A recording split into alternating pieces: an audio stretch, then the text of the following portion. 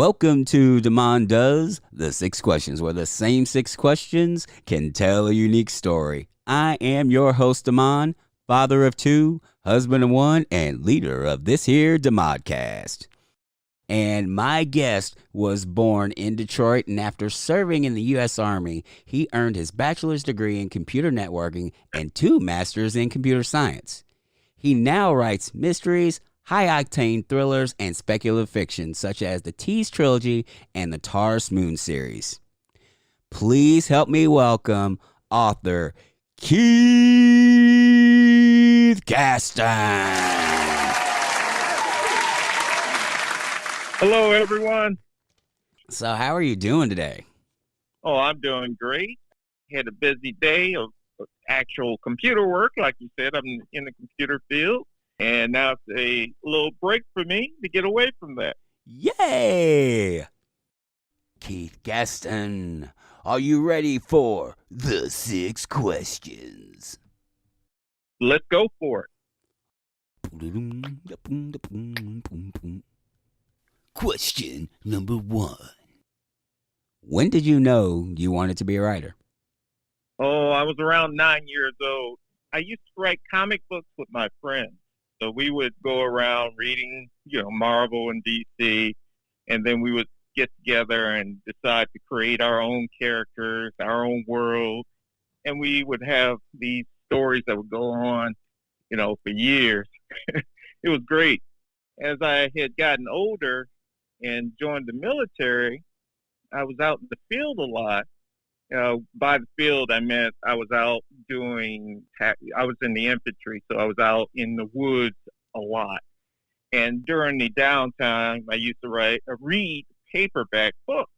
And it kind of inspired me to want to write my own. So I decided at that point to start writing paperbacks. As time went on, I never really finished any of them while I served in the military. It wasn't until I went into college and started writing research papers and everything that it inspired me to now write again. This time, something different than research and technical papers. So I started working on my first novel, 13, at that point, which is a supernatural novel. It was history from there. What's kind of funny was the fact that I started out with comic books, but in all my writings, I've only written one book that had anything to do with superheroes, which was in the anthology series Black Powers, the superhero anthology. Mm-hmm. And my story in there was Black Licorice. I know it's an odd name, but it makes sense by the time you reach the end of the story. Black Licorice? Black Licorice. It was Bakugan Otagami. I'm going to mess up his name, but Bakugan, another writer, he was joking about a title, and he said, "Oh, just call it Black Licorice." So just for fun, I wrote my story around that title. Are you serious? Yeah. That's awesome. And it ended up being one of my favorite stories. So if you have an opportunity to read Black Powers, make sure you read Black Licorice.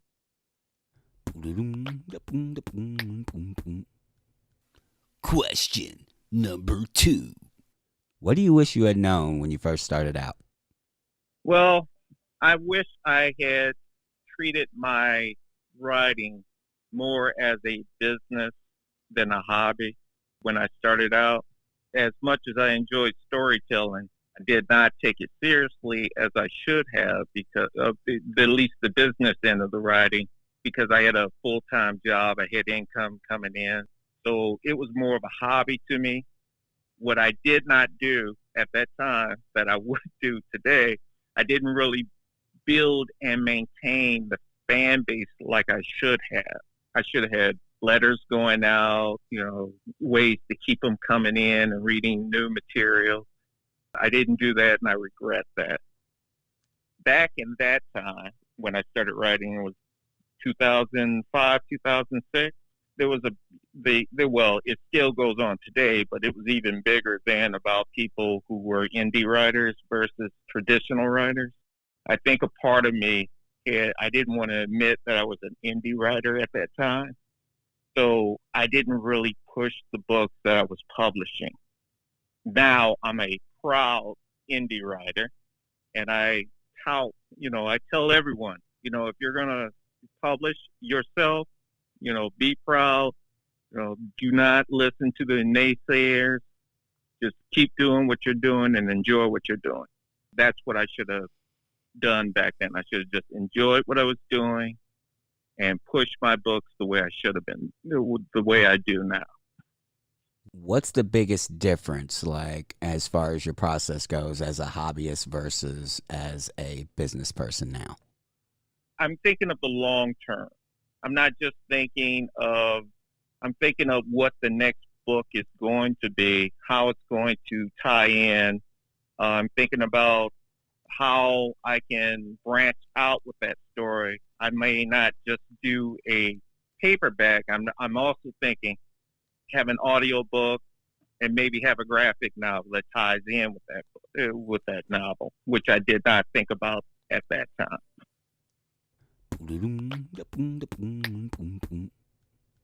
Question number 3.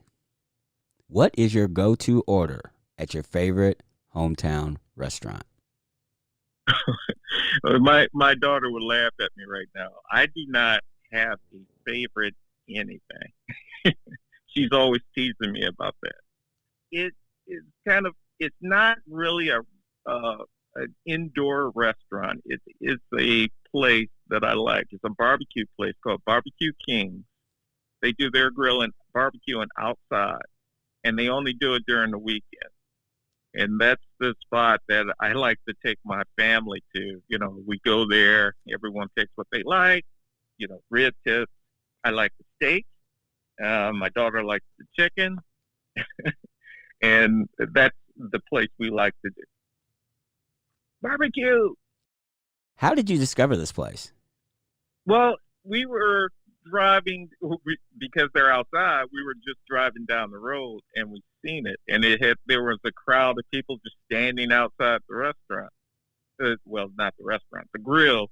And we were like, okay, let's try it out. So it was a spur of the moment thing.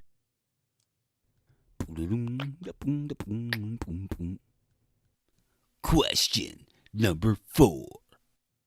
What are you curious about? I'm curious why people find indie music makers, filmmakers, and indie video game makers acceptable today.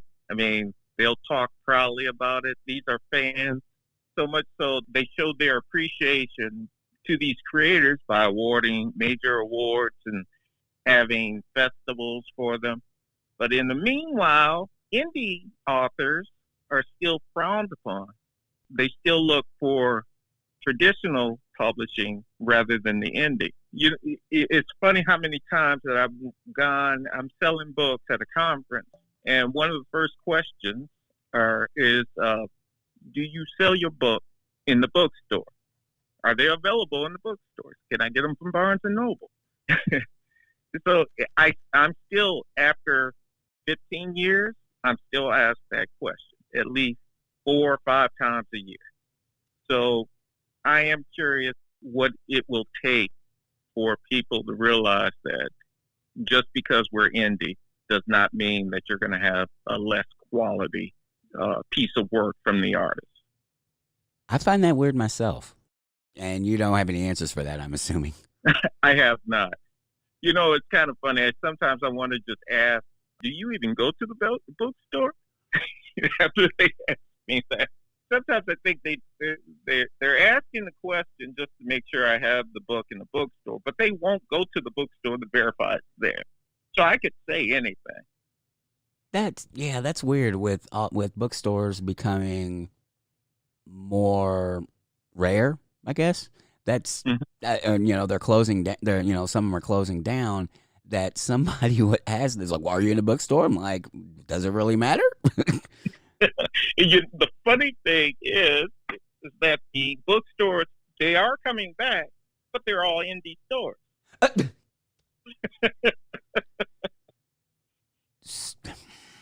Okay, so let me make sure I got this straight. We're on the same page. Mm-hmm. People will come to you, an indie author you've written multiple books. How many books have you written? How many novels have you written? About 20. You've written 20 novels as an indie writer. Yeah. They ask you if you're in the bookstores. But the bookstore that they're going to go to is likely to be an indie bookstore. When they're asking the question, they always bring up Barnes and Noble. Why? But what I'm saying is that the resurgence of bookstores that is going on right now are all indie bookstores. So, so they're more than likely they would be going to the indie bookstores, not Barnes and Noble, to get the book, because the indie stores are in the neighborhood. I'm just going to leave that there. Okay. Am I confusing? No, it's not. It's absurd. Not your take on it, but like just that whole situation. It's one of those. It doesn't make sense to me. It's one of those circular reasoning things. It just like when you're on the outside looking in on it, and I'm talking about from the author perspective, but from the customer's perspective, and watching that conversation go down, and be like, that does it. Like you have no idea. Okay, gotcha. It just I just found it odd. Now you see why I'm curious.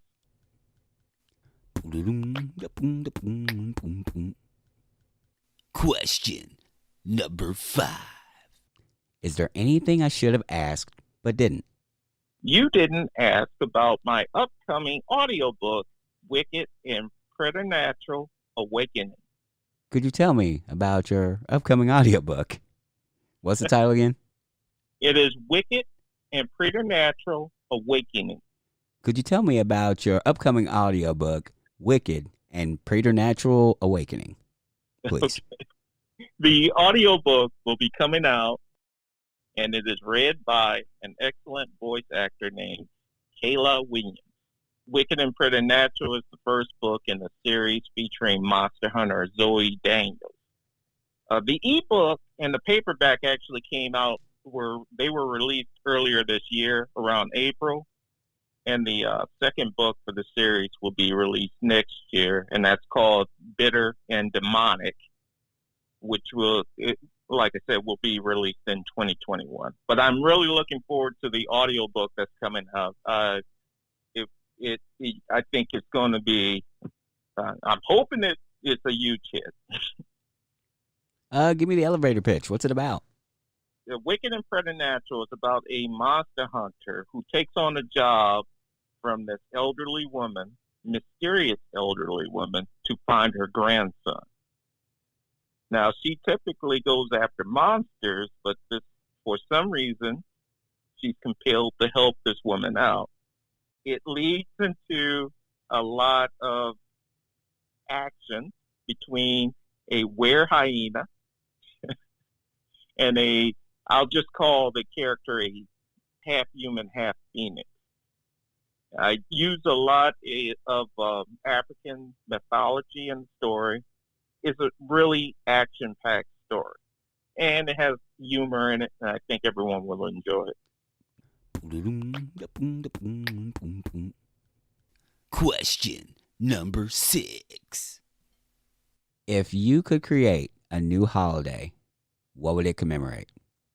I think I would have a Black speculative fiction Indies Writers Day, where you would have festivals, you would have awards going out to the different authors. I think that would be a fun time for both writers and the readers. That's the day I would have. That sounds like a fun day to me. You know what? We could put it in Black Speculative Fiction Month, which is October.